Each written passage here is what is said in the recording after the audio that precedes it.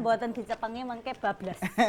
Oke. Aku nek urip penyanyi pengine melu terus aku ki. Melu apa maksudnya? Lu melu ben iso sukses kok dek iki kepiye itu lho. Coba ditakoni wis MC urung ngono. Sapa? Mbake. MC dereng, Mbak. Dereng. Aku saiki seploke pandemi ngene iki apa-apa tak MC-ni kok. Padang tak enten MC-ne dereng. Oh, terus? Bul Sripah. Pokoknya golek padang golek ya. Padang. Oke, kita sapa dulu Mas Pur, teman-teman yang ada di rumah. Assalamualaikum warahmatullahi wabarakatuh. Apa kabar pemirsa TVRI Jogja? Senang sekali kami bisa kembali hadir ke hadapan Anda. Saya Vira Maya dan juga Porski Panja. Iya, tentunya dalam Taman Paseban. Paseban. Nah, tadi sudah dibuka dengan satu lagu Tatu. Tatu. Jangan sampai yang namanya virus corona bikin tatu hati kita. Iya. Kan? Itu lagu anak-anak ya. Loh, itu ya. kok Tatu? Anak gue hafal paut. Coba. Tatu. Itu satu, Wak. Ya, sudah ganti ya. Tapi suaranya bagus loh Mbak itu. Allah. Iya. Allah. Kamu ngeliat dari sisi mananya? Loh, suaranya itu loh, interaksi dengan penonton. Oke. Oh gitu ya, asik ya. Bisa Asik, ditiru lah ya. Iya no. Oke, baik. Nah, tapi hari ini kita mau ngomongin masalah Mas Pur di dalam. Makasih ya Mas. Tahan Didit Raja. Ya si Col kayak Wes ta. Wes, kok juk kesuwen. Alah, Mbak, salah lah menyalami. Jan. Aduh, ratus telung dino iki. Ambune brambang. Paling bar masak.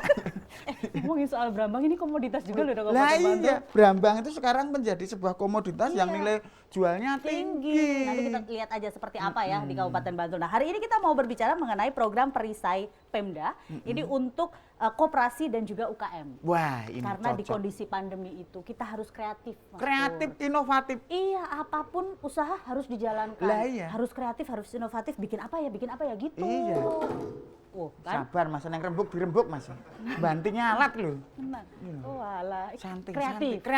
kreatif. Ya. Satu nek kreativitas nomor 1. Mosok. Lho, saiki saya lagi mengembangkan telo. Oh iya, katanya lagi usaha. Telo no, Alah, Mbak. paling Mbak. cuma berapa sih harganya? Lho, telo itu nek cara pengemasannya salah itu akan harganya murah. Telo diiris tipis-tipis, dadek keceripeng paling pira puluh ewu. 10.000 paling. Aku no, Mbak. Loh? Piye carane telo kuwi iso payu 15 juta. Wah. Mosok? Iya no, cah Iya. pinter kok. Dolen sak lemahe. Benar. Iya, bedolan dewe ya. Sudah daripada ini masalah yang seperti ini nih blusok istilahnya ya. Saya Jadi itu. kita cari tahu aja nih nilai terangnya seperti apa Nah. terkait dengan program perisai Pemda untuk koperasi dan juga untuk UKM. Nah, jadi akan ada 2 narasumber yang siap bergabung dengan kami yang akan berbicara mengenai hal ini. Kalau kita yang ngomong kayaknya orang-orang nggak percaya. Lah iya, Nggak percaya. ini harus kita undang yang berkompeten. Betul. Yang pertama kita langsung panggilkan saja. Beliau adalah PJS Bupati Bantul. Kita sambut Bapak Budi Wibowo, SHMM.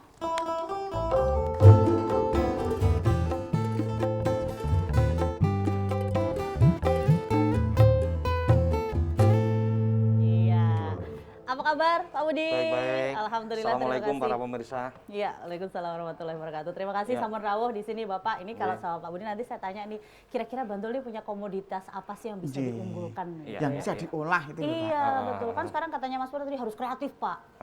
Ada ya, Iya, Pak? betul. Ada, tapi Iya. nanti disimpan Iya, dulu, Nje. oke. Oke, Nje. silakan. Nje. Kami persilakan untuk duduk di kursi panas. Anjing. Wong kursine bar di PP. Kursi panas. Oke, yang kedua, silakan. Yang kedua sih ngendi to iki? Ya. Wah, yang kedua ini Pak Kadis KUKMP Kabupaten Bantul. betul. Ini beliau yang terhormat Dr. Andes Agus Sulistiono MM.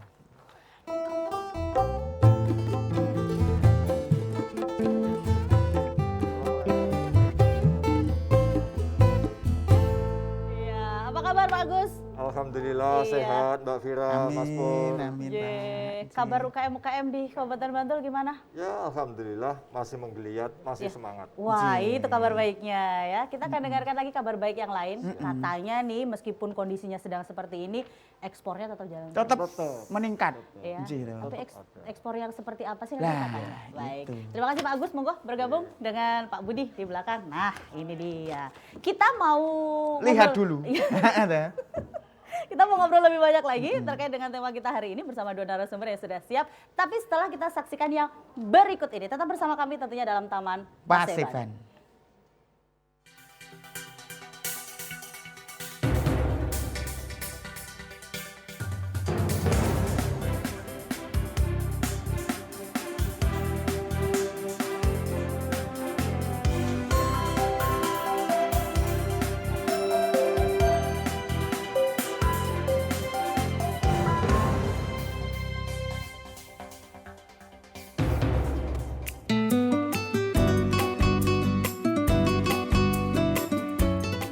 Pandemi COVID-19 membuat banyak segmen bisnis yang terkena dampaknya, tak terkecuali para pelaku usaha mikro kecil menengah UMKM.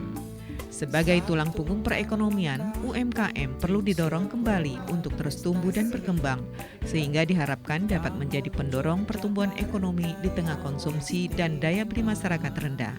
Dinas Koperasi Usaha Kecil Menengah dan Perindustrian DKUKMP Kabupaten Bantul bertekad mendorong usaha kecil dan menengah UKM sebagai salah satu upaya untuk pemulihan perekonomian di masa pandemi COVID-19 di tengah-tengah tugas pelayanan untuk melindungi UKM yang sangat terkena dampak pandemi COVID-19, maka DKUKMP bekerja ekstra keras melakukan optimalisasi pendampingan.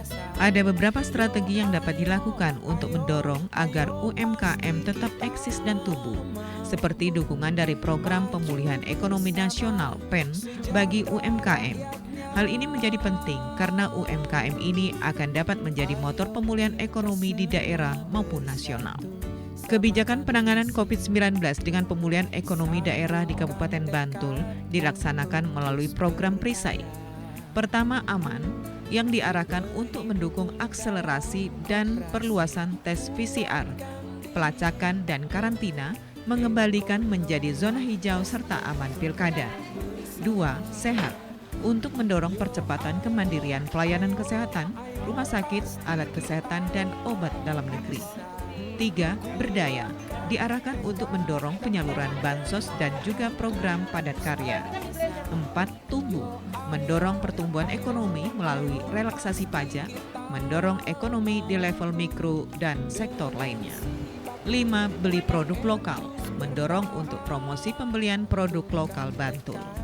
Dari 5 program perisai dalam penanganan dampak ekonomi yang dilaksanakan di Kabupaten Bantul, Dinas Koperasi UKM dan Perindustrian berperan penting dalam pelaksanaan 2 program, yaitu pertama, program Perisai Berdaya dengan melaksanakan hibah penguatan modal bagi 23 koperasi yang memenuhi kriteria dan persyaratan untuk menggerakkan usaha koperasi dan UMKM anggota koperasi dalam menyediakan produk lokal di masyarakat, pelatihan pemberdayaan UMKM dan UMKM anggota koperasi, padat karya diversifikasi usaha pembuatan APD atau alat pelindung diri berupa pembuatan masker batik, pendistribusian bahan baku dan pengambilan hasil pembuatan masker menggunakan jasa dari koperasi angkutan yang ada di Kabupaten Bantul.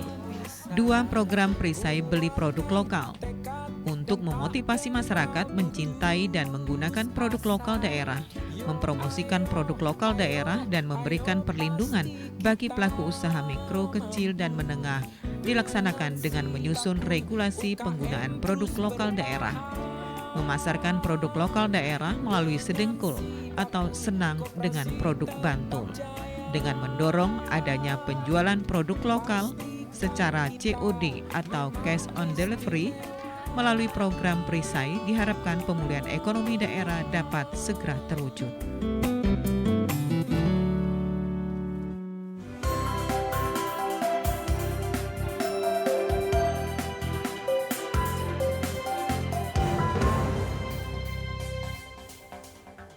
Ya, baik, itu tadi sekilas terkait dengan tema kita hari ini, yaitu mengenai program Perisai. Oh, namanya Perisai itu apa ya istilahnya, membentengin. Pelindung. Tameng ya Pak, membentengin. Ini saya sudah gowo. Ganti nih masker ini. Tapi apik lah, coba dipakai. Yo ngalah gantenge. Apik. Ganteng banget. Ojo dicopot, medeni bocah. Nek nganggo ngene iki rai gedhek. Oke, baik Pur, kita mau tanya-tanya nih terkait dengan program Perisai. Tapi sebelum ke program Perisai, saya mau ke Pak Budi dulu terkait dengan kebijakan dari pemerintah daerah. Kalau kita berbicara mengenai ekonomi gitu ya, dengan adanya COVID ini jelas lah ya. Tiarap, entah apalah istilahnya gitu ya. Tapi sekarang Kabupaten Bantul sudah mulai ini lagi ya, giat lagi ya ekonominya ya. Nah, kebijakan apa sih yang ada terkait dengan ini? Begini Mbak, jadi kalau kita melihat data di DIY ya, pada masa triwulan 1 atau sebelum triwulan 1 lah, pada tahun 2019 DIY ini luar biasa. Jadi pernah di triwulan 3 itu pertumbuhan ekonomi mencapai angka 7,5 dan di akhir 2019 itu 6,19%. Tapi ketika pandemi itu datang di triwulan 1 itu sudah terjadi kontraksi pertumbuhan ekonomi minus minus 0,17%. Ya, minus. Dan di triwulan kedua itu minus lagi, minus 6,74%. Nah, ini menunjukkan bahwa kenapa terjadi seperti itu? Karena memang engine growth pertumbuhan ekonomi di DIY itu didukung oleh UMKM. Hampir 98% itu adalah UMKM. Nah, yang terkena COVID-19 ini memang sektornya adalah sektor pariwisata, kemudian UMKM, perdagangan, itu yang paling vital. Paling terdampak di balik pariwisata ini di belakangnya adalah ratusan bahkan ribuan UMKM. Ini yang terkena. Nah, oleh karena itu Pemda Bantul kemudian bersinergi dengan pusat melalui pemulihan ekonomi nasional. Ada 4 hal di situ yang harus diperhatikan. Pertama adalah perlindungan sosial, yang kedua adalah UMKM itu sendiri, yang ketiga ini adalah padat karya, dan yang keempat adalah pemberian subsidi kepada perusahaan yang memang perusahaan itu dari sisi kapitalnya, dari sisi modalnya sudah mulai terdampak. Nah, kemudian bagaimana menumbuhkan UMKM ini dari bantuan pemerintah pusat. Data yang di Bantul, UMKM-nya ini real kira-kira adalah 49.000. Nah, itu sudah diajukan ya Pak Agus ya, sudah diajukan ke provinsi bahkan ke pusat. Nah, kemudian sudah turun fix itu adalah 29.049 UMKM. Nah, kalau ini turun, saya yakin ini akan memperkuat daya beli masyarakat dan efeknya adalah kepada pertumbuhan ekonomi, itu pasti. Nah, sekarang yang kita pikirkan bagaimana memperkuat daya beli ini. Daya beli adalah dengan bantuan tadi selain kepada UMKM juga perlindungan sosial. Pekerjaan-pekerjaan pun harus padat karya. Dan di lain sisi kita harus mempercepat bagaimana sektor real itu bergerak. Nah, kalau sektor real itu bergerak tentunya itu harus dengan cara bagaimana APBD yang diharapkan oleh pemerintah ini segera dicairkan. Kemudian kita juga mendorong dana-dana APBN supaya juga segera digulirkan sehingga pertumbuhan ekonomi itu bisa menaik lagi. Nah, kalau kita melihat data lagi, pengunjung tadi saya sebutkan bahwa wisata yang paling kena. Terdampak. Nah, penghuni hotel di Jogja pada triwulan 1 itu hanya 15,5%. Tapi setelah new normal 1 Juli itu sudah menaik menjadi 27%. Peningkatan. Tapi ingat, pada 1 April yang meninggal di Jogja itu 8 orang. Tapi begitu new normal bergerak sampai dengan Agustus yang meninggal sudah mencapai angka 60. Jadi perekonomian naik, itu COVID juga ikut naik. Nah oleh karena itu jalan yang harus kita lakukan satu-satunya adalah pengetatan protokol kesehatan. Tidak bisa tidak. Bagaimana menjaga jarak, memakai masker, mencuci tangan, dan menjaga daya tahan tubuh dengan pola hidup bersih dan sehat. Itu rukunnya itu itu harus tidak bisa tidak. Wajib itu. Makanya kita akan ketati, Satpol PP beserta aparat penegak hukum harus ketat di tempat-tempat kerumunan, apalagi di destinasi wisata. Tidak bisa tidak. Niku ben ketoke resik dan terbebas penyakit sehat niku nek adus kinten-kinten standare ping pinten, Pak? Lah nek jenengan nek adus gosokane nganggo napa? Nganggo watu napa nganggo sabun? Mboten sepet Pak niku. Sepet nggih. Damen, Pak. Nggih, dicampuri anu niku nggih. Nggih, awu nggih. Kayak ngetral banget kan mesti. Lho, nek omong paten jujur lho. Loh iya. Tapi seneng lho dengan penjelasannya Pak Budi. Kenapa? Orang sukses itu seperti Pak Budi. Oh, kok bisa? Iya lho, sesuai namanya. Mulai dia. Budi. Oke. Bagus, ulet dan disiplin. Asik. Makanya dia sukses. Coba abis ini ya, saya mau wawancara Pak Agus dulu kira-kira 5 menit. Tolong pikirkan Agus itu apa ya? Aku berarti kan mikir Pak Agus. Iya. Aturan sih. Loh. Ya jangan bubuan kok aja. Iya sare, ndak mikir. Ya mikir ora karo turun. Nah, ini ya. UMKM gitu ya. Nah, ini kita baru ke masalah perisainya ini. Kita ke Pak Agus. Pak Agus, kalau ngomongin soal program perisai, ini kesannya ngebentengin banget itu supaya tidak terkena dampak COVID berlanjutan gitu. Apa sih program perisai itu Pak? Itu sudah ada sebelum COVID apa gara-gara ada COVID baru ada program perisai? Jadi sebetulnya begini, kalau perisai itu kan perlindungan. Perlindungan itu sebenarnya sebelum COVID pun harus dilakukan untuk UKM. Ini implementasi dari Perda DIY nomor 9 tahun 2017. Itu sudah diamanahkan oleh Perda itu bahwa UKM harus dilindungi. Lebih-lebih sekarang dengan COVID ini. Nah, oleh karena itu kemudian pemerintah, baik itu pusat, DIY, lebih-lebih Bantul, itu sangat concern terhadap UKM. Karena apa?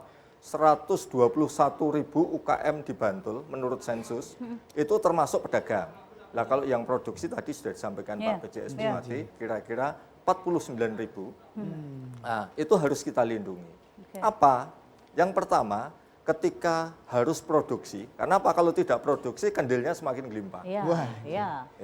Harus produksi, oleh karena tadi protokol kesehatan itu harus, baik di industri, ya, sentra-sentra industri maupun juga di UKM-UKM. Nah, ini harus kami bergerak, Pol PP ya, semuanya masyarakat harus mengingatkan protokol kesehatan. Itu perisai sehat. Nah, yang lebih penting lagi kemudian bagi kami apa? Perisai bagi UKM adalah pemberdayaan. Sebetulnya pemberdayaan juga sudah ada sejak dulu.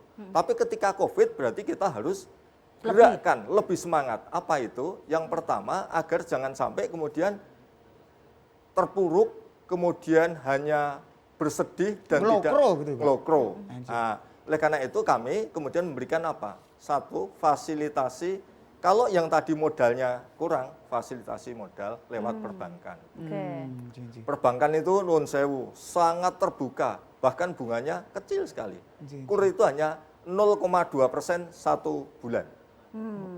Kan kecil, itu harus kita berikan kepada UKM. Belum lagi pemerintah pusat memberikan bantuan yang tadi, BPUM, itu dari pusat. Kami pun, satu koperasi kita berikan subsidi, hibah, bukan subsidi, hibah. Satu koperasi, yang koperasi itu anggotanya UKM-UKM, koperasi produksi, koperasi konsumen, punya usaha, itu satu koperasi 25 juta. Itu yang memenuhi syarat dan kriteria. UKM-nya juga demikian, ketika tadi diberdayakan berarti apa? Inovasi harus, sehingga nanti ketika sudah normal, atau mbah kapan normalnya, tetapi ketika ini harus produksi, inovasinya harus muncul. Inovasi itu tidak harus muluk-muluk, tetapi beda dengan yang dulu, beda dengan yang lain, itu sudah inovasi. Menarik. Salah satunya itu. Oke, nah kita komersial baik, dulu saya baru kali mau ya. nanya nih, katanya ekspornya tetap berjalan. nanti. Oh nanti ya. Oke, baiklah, kita akan segera kembali setelah yang satu ini, tetap bersama kami tentunya dalam Taman Paseban.